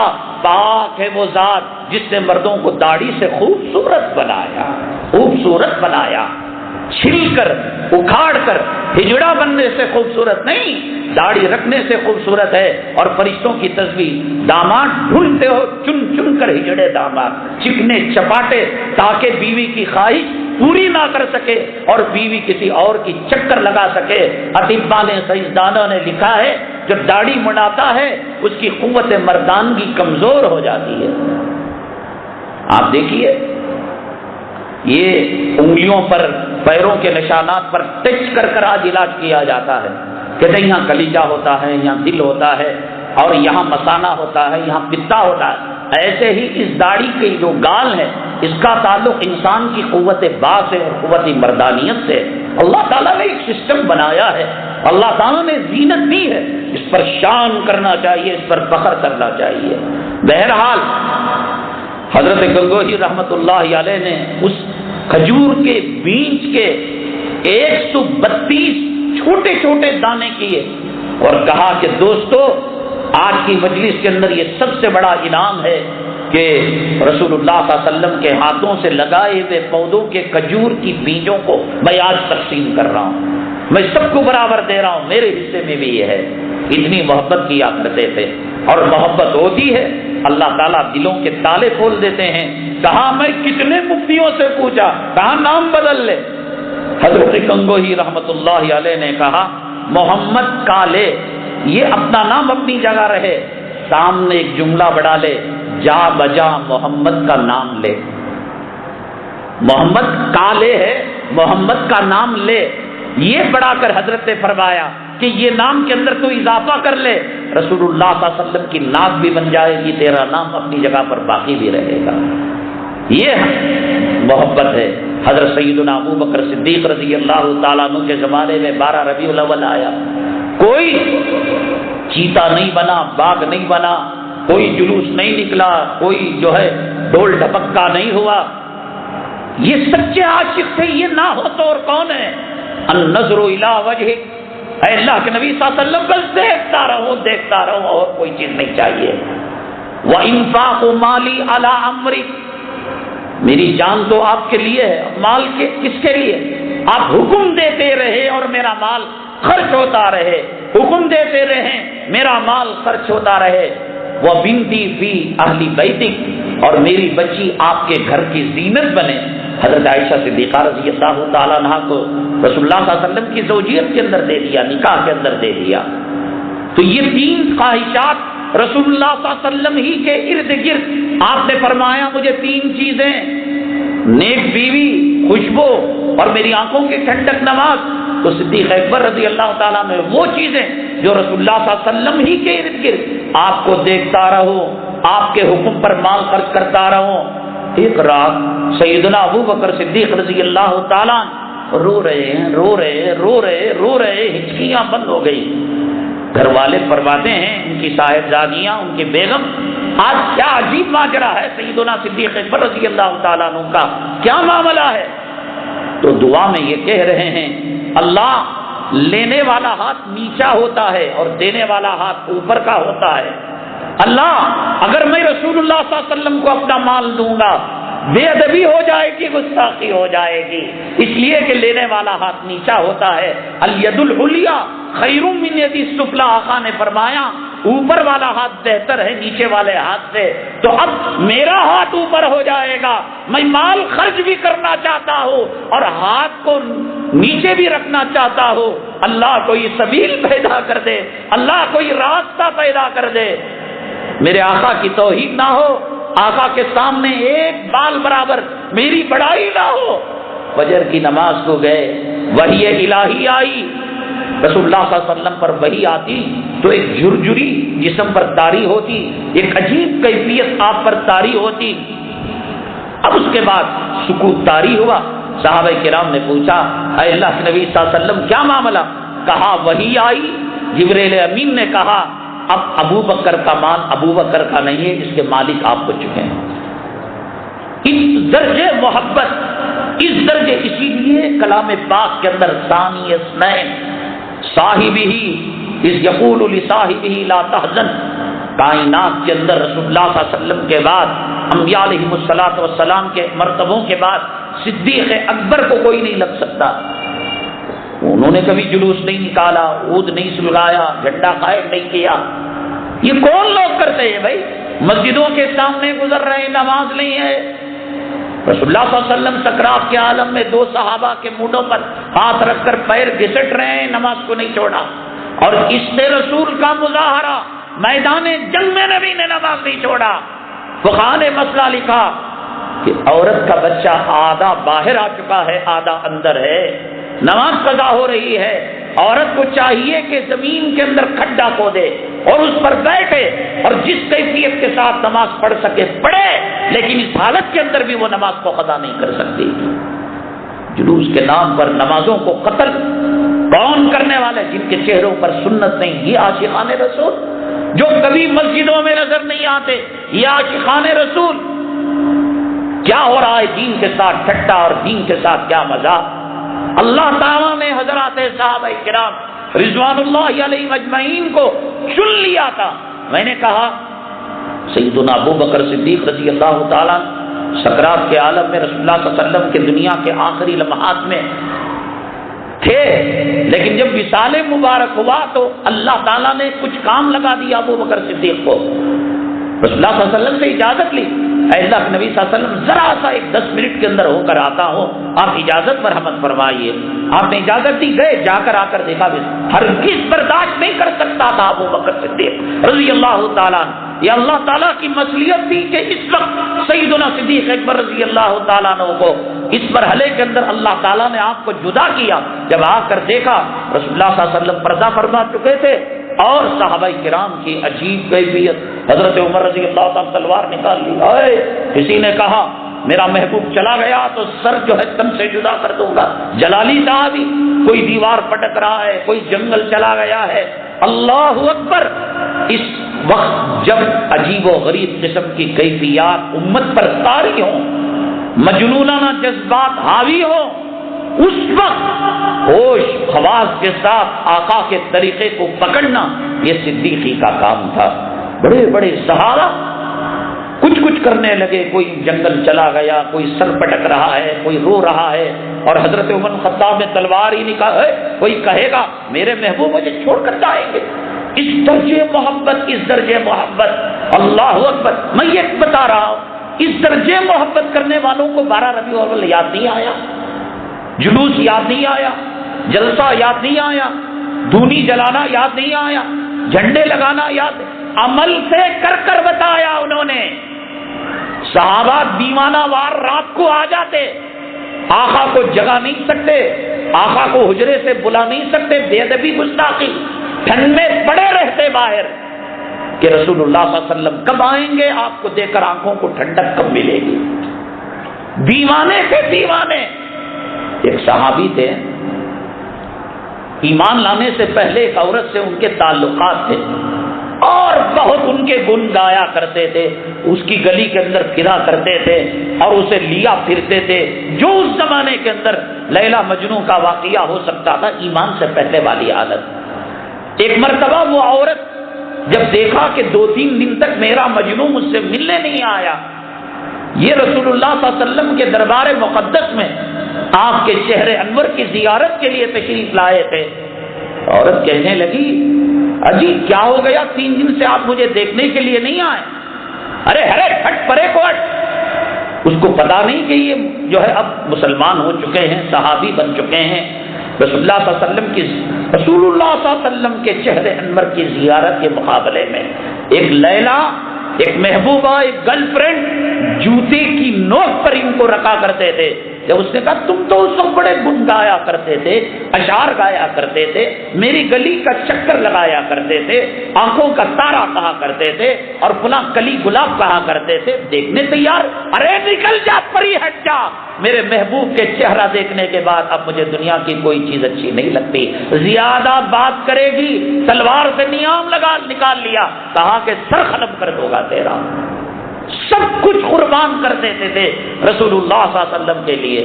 حضرت ابو ایوب انصاری رضی اللہ تعالیٰ عنہ، اللہ اکبر اللہ اکبر۔ دیکھو اب نبی تو آنے والا نہیں ہے، رسول آنے والا نہیں ہے، کوئی نیا نبی، کوئی نیا رسول۔ علماء نبی کے وارث ہیں، اولیاء نبی کے وارث ہیں۔ حضرت ابو ایوب رضی اللہ تعالیٰ عنہ کے نقش قدم پر چلنا چاہتے ہو، کہاں کافروں کو، چماروں کو، منسٹروں کو گھر میں بلا بلا کر گھر کو پلید کرتے ہو، گھر کو گندا کرتے ہو۔ حضرت ابو ایوب انصاری رضی اللہ تعالیٰ عنہ کے گھر کے سامنے وہ ہجرت کے موقع پر اونٹنی بیٹھی، 2 منزلہ عمارت تھی، 2 منزلہ بولے تو ذہن کے اندر یہ تصور کہ اس کے اندر پلر لگا ہوا ہے اور اسٹیل اس کے اوپر چڑھا ہوا ہے، سونے کا کام کیا ہوا ہے اور ماربل لگا ہوا ہے، سنگ مرمر ہے اور گرل لگی ہوئی ہے، بالا خانہ ہے اور لفٹ نہ صاحب نہ، وہ تو مٹی کا مجموعہ تھا، درمیان کے اندر بانس دے کر، درمیان کے اندر کھجور کے تنے دے کر، کھجور کی پتیاں بچھا کر، مٹی ڈال کر ایک بالا خانہ انہوں نے بنا دیا تھا، اس پر لکڑی کی سیڑھی تھی۔ رسول اللہ صلی اللہ علیہ وسلم آئے تو مہمان آپ سے ملاقات کرنے آئیں گے، وفود آپ سے ملاقات کرنے آئیں گے، اوپر تکلیف ہوگی، رکھنے کو نیچے رکھ دیا رسول اللہ صلی اللہ علیہ وسلم کو، کہا حضرت ابو ایوب انصاری رضی اللہ تعالیٰ عنہ نے کہ ہم اوپر رہ کر جو ہے انشاءاللہ گزارا کر لیں گے، آپ کے پاس مہمان آئیں گے، اوپر چڑھنے میں دقت ہوگی، کوئی بوڑھا ہوگا، کوئی بیمار، پوری رات سو نہیں پائے اس خیال سے کہ میرے آقا نیچے ہو، ہمارے پیر اوپر ہیں۔ یہ سب واقعات سن کر، ایک کان سے سن کر دوسرے کان سے چھوڑنے کے لیے نہیں، وہ صحابہ کرام جن کے نام کے ساتھ رضی اللہ عنہ، وہ صحابہ کرام جو زمانے جاہلیت کے اندر شراب کی بھٹی کے مالک تھے، قتل کر کر فخر و مباحات کیا کرتے تھے، جی رسول اللہ صلی اللہ علیہ وسلم نے ان کو ایسے سانچے میں مانجا کہ کائنات کے ایسے نمونے بنے کہ محبت کی کوئی دلیل قیامت تک ایسی نہیں دے سکتا۔ پہلے کھانا بنایا رسول اللہ صلی اللہ علیہ وسلم کو دیتے، آپ تناول فرماتے، پھر تبرک کے طور پر حضرت ابو ایوب انصاری رضی اللہ تعالیٰ عنہ کی فیملی اسے استعمال کرتی تھی۔ علماء کی خدمت کرو، حفاظ کی خدمت کرو، اب نبی لوگ کہتے ہیں کہ بھئی پہلے جیسے علماء کہاں رہے، تو اب یہ جو کہا گیا العلماء ورثۃ الانبیاء کہ علماء نبی کے وارث ہیں، کیا اس کا ایکسپائری ڈیٹ ہو گیا؟ یہ حدیث قیامت تک چلے گی، جب تک سورج چمکتا رہے گا، چاند میں چاندنی، ستاروں میں چمک، سمندر میں روانی، یہ دنیا کا وجود، یہ حدیث رہے گی۔ تو حدیث کے محمل وہ علماء بھی تو رہیں گے جو نبی کے وارث ہیں، ورنہ حدیث کو ایکسپائری ڈیٹ لگ کر اس کو ختم کرنا پڑے گا۔ الیاذ باللہ، حدیث ہے، علماء ہے، علماء کی قدر کرو، ان کو دیکھنا، ان کی خدمت کرنا، ان کو گھروں میں لانا بہت بڑا اجر کا کام۔ ابو ایوب انصاری رضی اللہ تعالیٰ ان کا جھوٹا رسول اللہ صلی اللہ علیہ وسلم کا کھایا کرتے تھے بطور تبرک۔ ایک مرتبہ رسول اللہ صلی اللہ علیہ وسلم نے کھانے کو جو کا تو واپس کر دیا، حضرت کی بیوی رونے لگی، اللہ ہم سے کوئی خطا ہو گئی، آقا نے روٹی کا ٹکڑا بھی نہیں توڑا، کھانے میں ہاتھ بھی نہیں ڈالا، کیا ماجرا؟ حضرت ابو ایوب کا جاؤ پوچھو آقا سے، کھانا پورا کا پورا واپس آ گیا۔ پوچھا اللہ کے نبی صلی اللہ علیہ وسلم سے، کہا کہ میرے پاس فرشتوں کا آنا جانا لگا رہتا ہے، اور آپ نے سالن کے اندر لہسن ڈال دیا، اس کی بدبو ہوتی ہے اور جبرائیل آنے سے کتراتے ہیں۔ روایت میں آتا ہے اللہ کے نبی صلی اللہ علیہ وسلم نے یہ کہا، اس کے بعد سے مرتے دم تک لہسن کو ہاتھ نہیں لگایا۔ ایسی وفاؤں کا ثبوت، ایسی محبت کا ثبوت کوئی اور دے سکتا ہے؟ اور انہوں نے کیا معاملہ کیا 12 ربیع الاول کو؟ ربیع الاول کے اندر انہوں نے کیا کیا؟ حضرت خبیب رضی اللہ تعالیٰ عنہ کو کافروں نے، مشرکوں نے گرفتار کر لیا۔ ایک باندی کہتی ہے جو اس وقت حالت کفر میں تھی کہ قید کی حالت میں حضرت خبیب رضی اللہ تعالیٰ عنہ کو انگور کھاتے ہوئے میں نے دیکھا۔ فرماتے ہیں کہ اس وقت عرب میں دور دور تک انگور کا سیزن نہیں تھا، انگور کا ماحول نہیں تھا۔ فرماتی ہیں ضرور اللہ تعالیٰ ان کا انعام اکرام کر رہا تھا اور ان کی مہمان نوازی کر رہا تھا۔ پورے مراحل طے ہونے کے بعد سولی پر لٹکانا باقی تھا حضرت خبیب رضی اللہ تعالیٰ عنہ کو۔ کیا انہوں نے عشق کا ثبوت دیا، محبت کا ثبوت دیا؟ اللہ اکبر! کہا خبیب کوئی خواہش ہے؟ کہا کچھ نہیں، بس 2 رکعت نماز پڑھنے کی اجازت دیجیے۔ ہلکی پھلکی 2 رکعت نماز پڑھی اور پڑھنے کے بعد فرمایا کہ لمبی پڑھ سکتا تھا، تم سمجھو گے موت کے ڈر سے میں نے سجدوں کو لمبا کیا، میں نے مختصر کیا ہے۔ اور اس کے بعد جب سولی کا پھندا لٹکانے جا رہا تھا، آسمان کی طرف سر اٹھایا، اللہ میرے محبوب تک میرا سلام پہنچا۔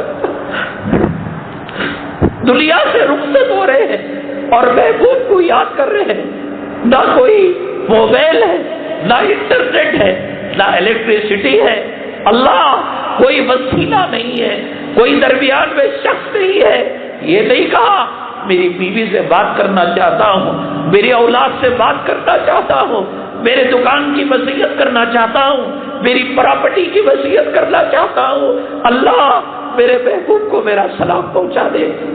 حضرت اسامہ فرماتے ہیں یا حضرت خبیب کو سولی پر لٹکایا گیا، وہ کیفیت جو وحی کے نازل ہوتے وقت رسول اللہ صلی اللہ علیہ وسلم پر ہوئی، حضرت اسامہ فرماتے ہیں اس وحی کی کیفیت سے نکلنے کے بعد جب آپ پرسکون ہوئے تو آپ نے فرمایا خبیب اللہ کے راستے میں شہید کر دیا گیا، اور خبیب جنت کی وادیوں میں گھوم رہا ہے، اور خبیب نے مجھے سلام کیا ہے، اے جبرائیل میرے سلام کا جواب خبیب کو پہنچا دو۔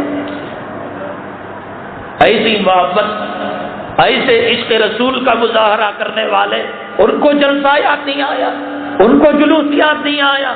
رسول اللہ صلی اللہ علیہ وسلم کے نام پر مر مٹنا، رسول اللہ صلی اللہ علیہ وسلم کے نام پر جان دینا، عقل بھی تنگ رہ جاتی ہے، عقل کے فیصلے بھی کام نہیں آتے۔ سیدنا ابو بکر صدیق رضی اللہ تعالیٰ لوگ کہتے ہیں نا کہ ممبر پر بیٹھ کر کتا بولا، سور بولا، رنڈی بولا، ابو بکر صدیق سے بڑھ کر کوئی عاشق رسول ہے؟ حضرت ابو بکر صدیق رضی اللہ تعالیٰ عنہ وفاؤں کا بادشاہ، اس سے بڑھ کر کوئی محبت رسول کا ثبوت دینے والا ہے جس نے تمنا یہ کی دیکھتے دیکھتے مر جاؤں؟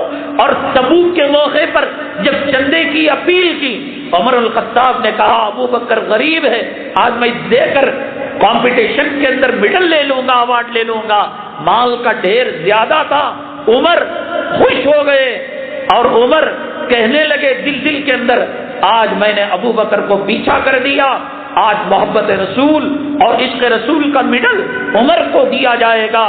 اللہ کے حبیب پاک صلی اللہ علیہ وسلم فراستوں کے مالک تھے، خون کے قطرے قطرے کے اندر عقل مندی تھی، چالاکی تھی۔ پیغمبر سے بڑھ کر کوئی چالاک، کوئی صاحب فراست نہیں ہو سکتا، بلکہ یوں کہیے کہ دنیا میں جو عقل تقسیم ہوئی میرے محبوب کے جوتوں کے صدقے میں تقسیم ہوئی۔ وہ عقل مندوں کا مالک۔ اب سوال بدل لیا، یہ نہیں کہا کہ کس نے کتنا مال جمع کیا۔ اگر یہ سوال ہوتا حضرت عمر کو میڈل ملتا، حضرت عمر رضی اللہ تعالیٰ عنہ کا ایوارڈ ملتا۔ بڑا پڑا تھا، ڈھیر بڑا تھا۔ ابو بکر سہمے کھڑے تھے، نگاہوں کو نیچے کھڑے کرے تھے۔ صدیق حضرت عمر بن الخطاب سینے کو چوڑا کر لیا تھا، خوش تھے۔ فَلْيَتَنَافَسِ الْمُتَنَافِسُونَ، اس میں کسی کو ڈاؤن کرنا، ذلیل کرنا مقصد نہیں، نیکیوں میں آگے بڑھنا۔ تو نے تہجد کتنی پڑھی؟ 4 لے، میں آج 8 پڑھی ہے۔ تو نے کتنے پارے پڑھے؟ 5، میں نے 6 پارے پڑھے ہیں۔ تو نے 10، میں نے 11۔ اللہ کو یہ ادا پسند آتی ہے۔ شیخ الحدیث مولانا زکریا صاحب نور اللہ مرقدہ کے گھر میں رمضان المبارک میں کیفیت بدل جاتی، بیوی کے اندر، بیٹیوں کے اندر، بچوں بہنوں میں کمپٹیشن ہوتا۔ تو نے اتنے ختم کیے، میں نے اتنے ختم کیے۔ یہ کرنا جائز ہے، اس کو حسد نہیں کہتے۔ بڑھو، مقابلہ کرو۔ تو کون سی مسجد میں کتنے بجے جمعہ کے لیے جاتا ہے؟ میں اتنے بجے جاتا ہوں، میں نے یہ حدیث سنی، میں نے یہ واقعہ سنا، میری زندگی میں تبدیلی آئی، میں نے اتنے لوگوں تک یہ میسج پہنچایا۔ فَلْيَتَنَافَسِ الْمُتَنَافِسُونَ، یہ کمپٹیشن ہے جنت کی منزلوں کا، جنت کی وادیوں کا۔ کرتے جاؤ، بڑھتے جاؤ۔ عمر الخطاب کو حسد نہیں تھا، لہٰذا باللہ ان کے سینے جنت کی نہروں سے زیادہ پاکیزہ، صاف، شفاف تھے۔ وہ تو یہ چاہتے تھے آج میں نبی کی آنکھوں کا ٹھنڈک میں بن جاؤں، میں قریب ہو جاؤں۔ چنانچہ ڈھیر کو دیکھ کر خوش ہو گئے۔ اب رسول اللہ صلی اللہ علیہ وسلم کہیں گے کس کا ڈھیر زیادہ ہے، کتنے من زیادہ، اسے پہلا میڈل، دوسرے کو دوسرا، 10 من والے کو پہلے میڈل، 9 من والے کو دوسرا میڈل، یہ کہیں گے۔ اللہ کے نبی صلی اللہ علیہ وسلم ان کے پسینوں کی بوندوں کے اندر فراست کے چشمے نکلا کرتے تھے۔ عقل مند ان کے جوتوں کے سامنے اپنی عقل کو سر تسلیم خم کیا کرتے تھے۔ سوال بدل دیا، ما ابقیتم فی بیوتکم، تم نے اپنے گھروں کے اندر کس چیز کو باقی رکھا؟ عمر الخطاب خوش ہو گئے، فرمایا ہر چیز کے 2 حصے کیے۔ میری بیوی کے 10 جوڑے تھے، 5 جوڑے لا لیے، 5 جوڑے گھر کے لیے رکھے۔ 10 من گیہوں تھا، 5 من یہاں دے دیا، 5 من گھر کے لیے رکھ لیا۔ میرے 20 جوڑے تھے، 10 یہاں 10 وہاں، 100 درہم تھے، 50 درہم یہاں 50۔ ما ابقیتا فی بیتی کا یا ابا بکر صدیق، اے ابو بکر صدیق تو گھر میں کیا باقی رکھ کر آیا؟ انہوں نے کہا اللہ اس کے رسول کو رکھ کر آیا ہو۔ گھر کے اندر جو آخری میخ تھی اس میخ کو بھی نکال کر آپ کے خزانے میں، آپ کے خط پہ اثر پہ میں نے نچھاور کر دیا۔ آج اس محبت کے امتحان میں ابو بکر صدیق انعام لے کر چلے گئے اور میڈل لے کر چلے گئے۔ ایسے محبت رسول کا مظاہرہ کرنے والے صحیح معنوں میں بنے۔ ہم خوابوں کے اندر کیا دیکھتے ہیں؟ گاڑی چلاتے ہوئے، اس لیے کہ گاڑیوں سے محبت، بیوی کو دیکھیں گے بیوی سے محبت، اولاد کو دیکھیں گے اولاد سے محبت۔ صدیق اکبر کو بھی کبھی دیکھا، فاروق اعظم کو بھی تذکرے نہیں، چرچے نہیں تھا۔ رسول من احب شیء اکثر ذکرہ، جو کسی سے محبت کرتا ہے اس کا تذکرہ زیادہ کرتا ہے۔ میرے محبوب کو یہ گوشت پسند تھا، میرے محبوب کو یہ کپڑا پسند تھا، میرے محبوب کو یہ گلاب پسند تھا۔ حسین نانوتوی رحمت اللہ علیہ عرق گلاب استعمال فرمایا کرتے تھے، اور کسی نے ان کو کہا کہ حدیث ضعیف میں آیا ہے کہ رسول اللہ صلی اللہ علیہ وسلم کے پسینے مبارک سے اللہ نے گلاب کو بنایا، پوری زندگی اس کا ساتھ نہیں چھوڑا۔ محبت ہوگی تو تذکرے، سیاست کے تذکرے، پولیس کے تذکرے، پارٹیوں کے تذکرے، کپڑوں کے تذکرے، ماڈلوں کے تذکرے، اس لیے خواب میں آقا نہیں آ رہے ہیں۔ علامہ انور شاہ کشمیری رحمت اللہ علیہ، اللہ غریق رحمت کرے، درجات بلند فرمائے، اللہ اکبر کبیرہ، ہر 8 دن میں ایک مرتبہ رسول اللہ صلی اللہ علیہ وسلم کی زیارت سے مشرف ہوتے تھے۔ آقا سے پوچھو آقا کیوں ناراض ہے آپ؟ ہمارے خواب میں نہیں آتے؟ کبھی پوچھا؟ آپ نے فرمایا جس من رآ فی المنام فقد رآنی، جس نے خواب میں مجھے دیکھا اس نے مجھے دیکھا۔ وَإِنَّ الشَّيْطَانَ لَا يَتَمَثَّلُ بِي، شیطان اللہ کہہ کر تو آ سکتا ہے، ماں کہہ کر آ سکتا ہے، باپ کہہ کر آ سکتا ہے، شیطان محمد رسول اللہ کہہ کر آئے گا، وہ جل کر خاک ہو جائے گا۔ شیطان میری شکل نہیں بنا سکتا۔ وَمَن رَآنِي وَجَبَتْ لَهُ شَفَاعَتِي، اور جس نے مجھے دیکھا اس کے حق میں میری شفاعت واجب ہو گئی۔ کیوں آقا ناراض ہے؟ آپ نے تو ابی بن سلول کی نماز جنازہ پڑھی، آپ اس کی قبر کو کھود کر اپنا لعاب مبارک اس کے منہ پر لگایا تاکہ اس کی مغفرت ہو جائے، اپنی چادر اس کی کفن کے لیے آپ نے دیا۔ آپ کیوں نہیں آتے ہمارے خواب میں؟ کیوں نہیں آتے؟ اس لیے کہ برتن گندا ہے، ظرف گندا ہے، تذکرے نہیں، اٹھتے بیٹھتے چلتے پھرتے درود پڑھو، یا رب صلی وسلم دائما ابدا علی حبیبک خیر الخلق کلہم۔ ایک بارہ ربیع الاول کو عشق رسول کے چکے اور چھوکے لگا کر کیا آپ میں آج جیتنے کی بات کر رہے ہیں؟ عشق رسول کا کوئی ٹائم ہوتا ہے؟ لیلا سے بات کرنے کا کوئی ٹائم ہوتا ہے کہ 12 بجے لیلا کی یاد آتی؟ لیلا کی یاد ہمیشہ یاد، محبوب کا تذکرہ ہمیشہ ہمیشہ۔ میرے محبوب کی ٹوپی ایسی رہی ہوگی، دسترخوان میں بیٹھے میرے محبوب سب آئیں گے نا۔ یہ حضرات وہ تھے جو بار بار زیارت کیا کرتے تھے۔ علامہ انور شاہ کشمیری رحمۃ اللہ علیہ حدیث کی خدمت کی 12 سال تک دارالعلوم دیوبند کے اندر مسند حدیث کے اندر بخاری شریف پڑھایا، اور اس کا حق تقریباً انہوں نے ادا کیا۔ ہر 8 دن کے اندر رسول اللہ صلی اللہ علیہ وسلم کی زیارت فرماتے۔ 8 دن گزر کر 90 دن لگ جاتا تو کہتے نا حیبت کے پیخانے ڈر کی وجہ سے دست آنے لگے، وہ دست آ کر علامہ انور شاہ کشمیری رحمۃ اللہ علیہ کو خون کے پیخانے شروع ہو جاتے۔ کیوں؟ میرے آقا نہیں آئے، 8 دن کے اندر آ جاتے تھے۔ ناراض ہے میرے آقا، مجھ سے کوئی غلطی ہو گئی، محبت ہوگی۔ کلام پاک کے ساتھ درود پاک کی کثرت رکھیے۔ کیا لوگ 12 ربیع الاول کو جلسہ جلوس نکال کر 1 مرتبہ میلاد اور 1 مرتبہ سیرت طیبہ کے چوکے چھکے لگائیں گے؟ چلتے پھرتے اٹھتے بیٹھتے لمبا درود نہیں، صلی اللہ علیہ وسلم صلی اللہ علیہ وسلم۔ حدیث میں آتا ہے من صلی علیہ واحدہ صلی اللہ علیہ عشرہ، جو 1 مرتبہ مجھ پر درود پاک پڑھے گا اللہ تبارک تعالیٰ 10 رحمتیں اس پر جو ہے نازل فرمائیں گے۔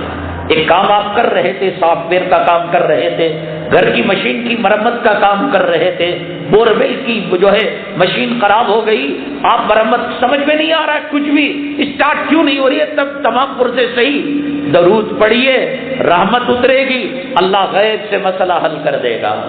اللہ اس لیے کہ حدیث ہے من صلی علیہ واحدہ، جو مجھ پر 1 مرتبہ درود پڑھے گا صلی اللہ علیہ عشرہ۔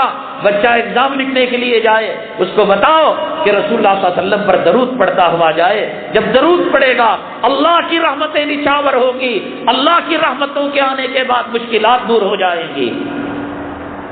حضرت قاسم نانوتوی رحمت اللہ علیہ شاملی کی جنگ کے اندر شریک تھے، انگریزوں نے گولی لگائی، یہ عشق رسول کا دیوانہ کہاں ڈھونڈے ایسے دیوانوں کو؟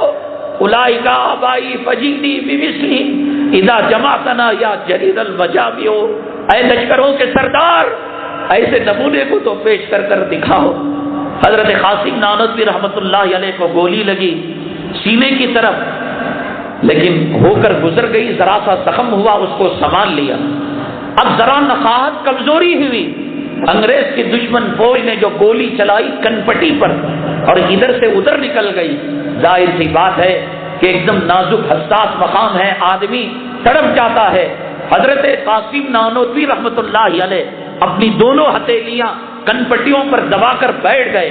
حضرت گنگوہی قدس سرہ نے کہا حضرت کیا ماجرا؟ تو حضرت فرمانے لگے دیکھو گولی لگ گئی اور خون کے فوارے نکل گئے، جسم میں نقاہت کمزوری آ گئی۔ کہا کوئی بات نہیں، یا رب صلی وسلم دائما ابدا الا حبیبی کا خیر الخلق کلہم، یہ کہہ کر پھونک ماری. کہا کہ حضرت گولی بھی لگی تھی؟ کہا کہ مجھے تو یاد نہیں کہ گولی بھی لگی تھی، خون کے فوارے بھی نکلے تھے. ایسا عاشق رسول تھا. نبی سے ایسی محبت کرو، ایسا عشق کرو، ایسا درود پڑھو کہ مشکل وقت میں نبی کو یاد کرو، درود پڑھو تو اللہ تعالیٰ دنیا کے مسئلے حل فرما دے. یہ کیسا عاشق رسول تھا. انگریز نے گرفتاری کا وارنٹ جاری کیا، چھپ گئے. چوتھے دن نکل آئے. شاگردوں نے کہا قاسم نانوتوی رحمت اللہ علیہ کو، حضرت وارنٹ تو باقی ہے، نکل گئے. فرمایا میرے محبوب، جب آپ کے خلاف وارنٹ نکلا تھا مشرکین مکہ کفار مکہ تلاشی میں نکلے تھے، 3 ہی دن غار ثور میں تھے، چوتھے دن نکل گئے. میں نبی کی اس سنت کو چھوڑنا نہیں چاہتا. کتنے یہ ہوتے ہیں نبی کے عاشق جو سنتوں پر عمل کرنے والے ہوتے ہیں. آپ کی ایک بہن تھی 90 سال کی عمر میں بیوہ ہوئی. 90 سال تو میں سمجھتا ہوں کہ ہڈیوں پر چمڑے کا ڈھانچہ رکھ رہا ہوگا، اور کیا رہتا ہے، بس ایک زندگی ہے جس کا کوٹا پورا کرنا باقی ہوتا ہے. حضرت قاسم نانوتوی رحمت اللہ، کیا محبت تھی اللہ کے نبی صلی اللہ علیہ وسلم کی اداؤں سے سنتوں سے. گئے جا کر کہنے لگے بیگم تم بیوہ ہو چکی ہو، ابھی بیوہ ہوئی تھی، ابھی 90 سال کی عمر کے اندر خاوند کا انتقال ہوا. ان کی عمر 90 سال تھی جب عدت گزری. میں یہ سنت وہ آپ ہی کے ذریعے سے پوری ہو سکتی ہے، دنیا کی اور بیٹیوں کے سامنے یہ منت سماجت نہیں کر سکتا. تو کہنے لگی بہنا وہ بھی قاسم نانوتوی رحمت اللہ علیہ کی بہن تھی. فرمائیے ہم تو قربان ہیں، شادی کر لو. ایک دم ہیبت زدہ ہو گئی. میری عمر 90 سال، میں بیوہ، کنواری لڑکیاں گلیوں میں پھر رہی ہیں شادی کی خواہش مند لونڈوں کے پیچھے، لڑکوں کے پیچھے. حضرت قاسم نانوتوی رحمت اللہ علیہ نے اپنی پگڑی کو بہنا کے قدموں میں رکھ دیا. آقا سے سنا تھا کہ بیواؤں کا نکاح کرنا سنت ہے، اور اس سنت کی تکمیل تم سے ہو سکتی ہے.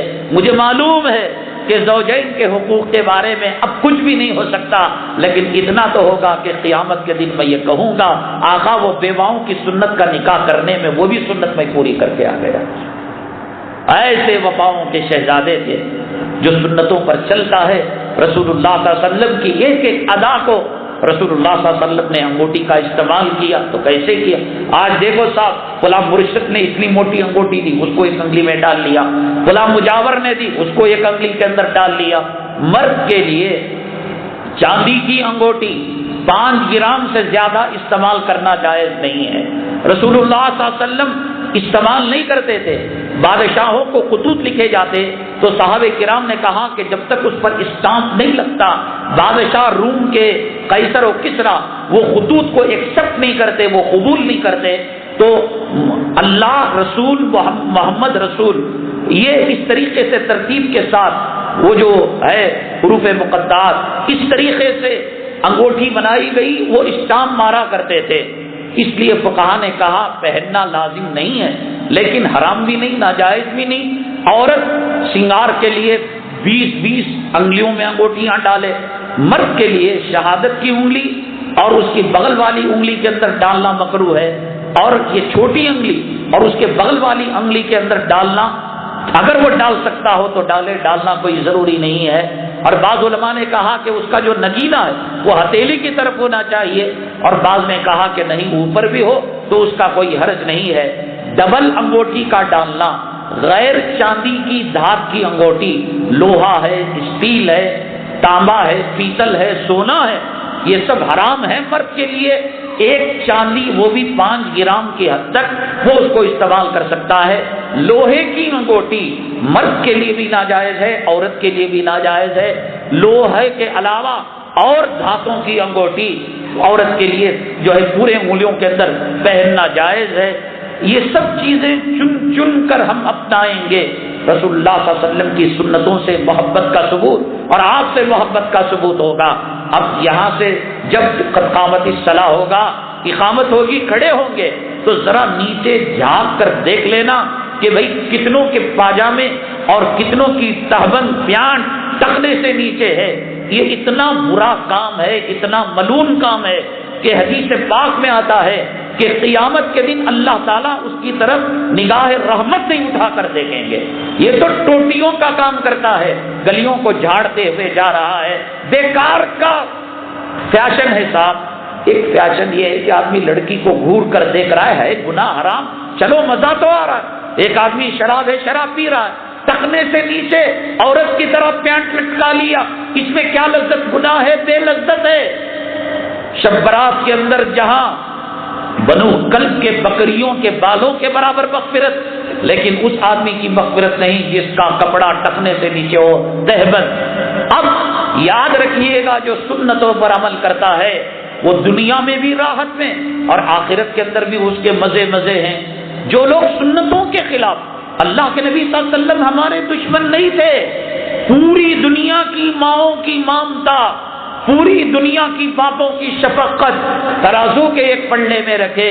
رسول اللہ صلی اللہ علیہ وسلم کی شفقت، عنایت امت سے ایک لمحہ جو تھی اسے ایک پلڑے میں رکھے، ماؤں کی مامتا ہار جائے گی، آقا کی شفقت جیت جائے گی۔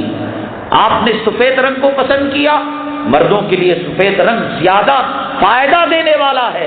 کلر تھراپی ایک میڈیکل علاج ہے جو کلر سے کیا جاتا ہے، فلاں کلر فلاں طبیعت پر فلاں اثر ڈالتا ہے۔ اللہ کے نبی صلی اللہ علیہ وسلم نے فرمایا احب البیاض الی رسول اللہ صلی اللہ علیہ وسلم، احب الثیاب الی رسول اللہ صلی اللہ علیہ وسلم البیاض۔ رسول اللہ صلی اللہ علیہ وسلم میں کپڑوں میں سفید زیادہ، تو سفید کلر مردوں، لال حرام کیا، پیلا حرام کیا۔ لال اور پیلا پہننے سے اس کے کیا اثرات میڈیکلی پڑیں گے وہ آپ میڈیکل والوں سے پوچھو۔ اسی طریقے سے آج یہ بیماری عام ہے، میں 10 بجے بچھونے پر جاتا ہوں، نیند نہیں آتی، ڈپریشن کا شکار ہوں، بیٹھتا ہوں، حالات کا شکار ہوں، ڈپریشن کا شکار ہوں۔ یہ اصل یہ ہے، اوپر سے نیچے کی طرف جو کپڑا جاتا ہے، مرد کے ٹخنے کے نیچے رگ ہیں، وہ رگوں پر اوپر سے لٹکنے والا کپڑا ٹچ ہوتا ہے تو انسان کے دل و دماغ کے اندر ڈپریشن کی بیماری پیدا ہوتی ہے۔ رسول اللہ صلی اللہ علیہ وسلم نے بیٹھ کر پانی پینے کا حکم دیا، کھڑے ہو کر پانی پیئیں گے تو ہوا کی نالی کا نلکا اگر کھلا رہے گا، پھیپھڑوں میں پانی چلا جائے گا تو دنیا بھر کی بیماریاں پیدا ہوں گی۔ بیٹھے گا آدمی تو وہ جو ہے وہ نل کی فولڈ ہو جاتی ہے اور بند ہو جاتی ہے قدرتی طور پر پانی معدے میں۔ رسول اللہ صلی اللہ علیہ وسلم کی سنتوں کے اندر سائنس ہے، رسول اللہ صلی اللہ علیہ وسلم کی سنتوں کے اندر ٹیکنالوجی ہے۔ آقا دو عالم صلی اللہ علیہ وسلم ظہر کے کھانے کے بعد خیل اللہ فرماتے تھے، کچھ دیر آرام فرماتے تھے، اور اطباء ڈاکٹروں نے سائنسدانوں نے کہا کہ دوپہر کے کھانے کے بعد جو سوئے گا عمر بھر اسے ہارٹ اٹیک نہیں آ سکتا۔ سنت کی نیت سے آپ عمل کیجئے تو ٹکنے سے نیچے جو پاجا ایک ساکس ہے، موزے، اسے نیچے سے اوپر پہنا جاتا ہے، اللہ کی شان ہے وہ کہ وہ نیچے سے ٹچ ہو رہا ہے لیکن کپڑا نیچے سے اوپر کی طرف جا رہا ہے، اوپر سے نیچے کی طرف کپڑا جو لٹکے گا اور وہ رگ کو چھوئے گا تو دل و دماغ کے اندر بے قراری پیدا ہوگی، ڈپریشن کی، نیند جانے کی بیماری پیدا ہوگی۔ بیماری یہاں رکھ کر ڈاکٹروں کی فیس بھر رہے ہو، پیشاب ٹیسٹ کرا رہے ہو، پاخانہ سنت پر عمل کرو، آرام سے راحت سے رہو گے۔ حضرت عمرو بن العاص رضی اللہ تعالیٰ عنہ، رسول اللہ صلی اللہ علیہ وسلم کی سنت، رسول اللہ صلی اللہ علیہ وسلم کے عدل و انصاف کے جو پیکر تھے، اس زمانے کے اندر عیسائی مجسمے کی ناک کاٹ دی گئی، عیسائیوں کا وفد آیا اور علیہ باللہ اس نے کہا کہ رسول اللہ صلی اللہ علیہ وسلم کا مجسمہ بنایا جائے، پھر اس کی توہین کی جائے۔ آپ ناراض ہو گئے۔ میں عرض کر رہا تھا، بات چھوٹ گئی کہ ابو بکر صدیق رضی اللہ تعالیٰ رسول اللہ صلی اللہ علیہ وسلم کی محبت میں اتنے دیوانے تھے کہ عقل کے فیصلوں کا دروازہ جہاں بند ہو جاتا ہے، عشق کے فیصلوں کے دروازے کھلے رہتے ہیں۔ ابو جہل ایک مرتبہ رسول اللہ صلی اللہ علیہ وسلم کی شان میں گستاخی کرنے لگا۔ ابو جہل ابو بکر صدیق، ان کا اصل نام ہے ابو بکر نہیں ہے، ان کا اصل نام عبداللہ ہے، ابو بکر کی کنیت سے مشہور ہو گئے۔ حضرت ابو بکر صدیق رضی اللہ تعالیٰ نے باپ کے تماچا رسید کیا، تو باپ ہوگا بعد میں، میرے آقا کی شان میں تو باپ کو مار دیا۔ عقل کہتی ہے کہ باپ پر ہاتھ نہیں اٹھانا چاہیے، لیکن عشق کہتا ہے کہ نہیں، اس کی اجازت نہیں ہے۔ ابو جہل نے رسول اللہ صلی اللہ علیہ وسلم کی شان میں گستاخی کی۔ لات، منات، عزا، یہ مشرکان مکہ کے بت تھے، مشہور فیمس بت، جیسے کرشنا لاڈ ہوتا ہے، پورا ہوتا ہے، فلاں ہوتا ہے، ایسے اس زمانے کے مشہور بت تھے. کیا کہا ابو بکر صدیق رضی اللہ تعالیٰ عنہ نے؟ عقل کا دروازہ یہاں ختم ہو گیا، اس کے تالے کھلے ہوئے تھے. ابو بکر صدیق رضی اللہ تعالیٰ عنہ نے فرمایا، ارے ملعون ابو جہل، میرے محبوب کے شان میں گستاخی کرتا ہے. لات، منات، عزا، جس کا نام لے کر تم جیتے ہو، جس کی پوجا کرتے ہو، جس کا طواف کرتے ہو، جس کے نام کا چاپ کرتے ہو، تم جاؤ اس کی شرم کا چاٹ، اس کے پیشاب پاخانے کی جگہ چاٹ. رسول اللہ صلی اللہ علیہ وسلم سن رہے ہیں، لیکن آپ نے ابو بکر صدیق کو منع نہیں کیا. ابو بکر ایسے گندے جملے، جس جگہ پر گالی دینا چاہیے، گالی دینا عبادت ہے. جس جگہ پر اچھی بات کہنا چاہیے، اچھی بات کہنا عبادت ہے. لیکن لوگوں نے کیا کر لیا؟ ایک ہی چیز کو پکڑے، نرمی سے کام لو، نرمی سے کام لو. یہ غلط بات ہے. عمرو بن العاص رضی اللہ تعالیٰ عنہ ناراض ہو گئے. اے خبردار، رسول اللہ صلی اللہ علیہ وسلم کا جو نام لیا. تو اس کے بعد طے ہوا، چلو میرا جرم تھا کہ میری دور حکومت کے اندر میں سیکورٹی نہ دے سکا. فلاں دن تم تمام عیسائی مسلمان سب جمع ہو جاؤ، میں تلوار تمہارے ہاتھ میں دوں گا، تم میری ناک تمہارے عیسائی مجسمے کے بدلے میں کاٹ دینا. کوئی بات نہیں، اسلام کے لیے، قوم و ملت کی سیکورٹی کے لیے ایک میری ناک کٹ جائے گی تو میرا دھرم اور میرا مذہب تو نہیں جائے گا، اللہ سے تعلق ختم تو نہیں ہوگا. چنانچہ وہ اللہ کرتے وہ کاؤنٹ ڈاؤن ہونے لگا. 2 مہینے سے 1 مہینہ، 1 مہینے سے 28 دن، 28 دن سے 15 دن، 15 دن سے 7 دن، 7 دن سے 1 دن، 1 دن سے 24 گھنٹے، 24 گھنٹے سے 12، 12 سے 1 گھنٹہ، 1 گھنٹے سے 10 منٹ، 10 سے 5، 1 منٹ. حضرت عمرو بن العاص نے تلوار دی، جو وقت آ چکا ہے لو اور میری جو ہے ناک کاٹ دو. اب وہاں پر فوجی، وہاں پر مسلمان، نہیں حضرت آپ نہیں کریں گے، بدلے میں میری ناک، بدلے میں میری ناک، بدلے میں میری ناک. کہا کہ جرم میرا ہوا ہے، ولا تزر وازرۃ وزر اخرى، ایک کا بوجھ دوسرا نہیں اٹھا سکتا، اس لیے میری ہی ناک کٹے گی. اتنے میں ایک فوجی کھڑا ہوا، جہاں بنا جرم کوئی اور کرے سزا آپ پائے. اصل میں رات کو گزر رہا تھا، کسی کو نہ دیکھ کر میں نے تلوار سے عیسائی مجسمے کی ناک میں نے کاٹ دی. دیکھو یہ ناک بھی ہے اور مجرم بھی حاضر ہے، آپ کی ناک کیوں کٹے گی؟ اللہ تبارک تعالیٰ نے بر وقت حضرت عمرو بن العاص رضی اللہ تعالیٰ عنہ کی عزت کو بچا لیا. اور پھر اس فوجی کو لایا گیا. جب وہ فوجی آیا اور ناک کٹوانے کے لیے اپنے آپ کو پیش کیا تو عیسائی لوگوں نے کہا، جس مذہب کے اندر اتنی سچی تعلیمات ہو تو ہم ان کی ناکوں کو کیسے کاٹ سکتے ہیں؟ وہ بھی ناک کٹنے سے مسئلہ جو ہے، ناک کٹنے سے ان کا بھی مسئلہ بچ گیا. اور اس طریقے سے اللہ امن و امان سے وہ مجلس کو ختم کر دیا. حضرات، آپ جہاں تشریف فرما ہیں، یہاں الحمدللہ جامعہ مدرسہ منہاج العلوم ایک معزز ادارہ ہے.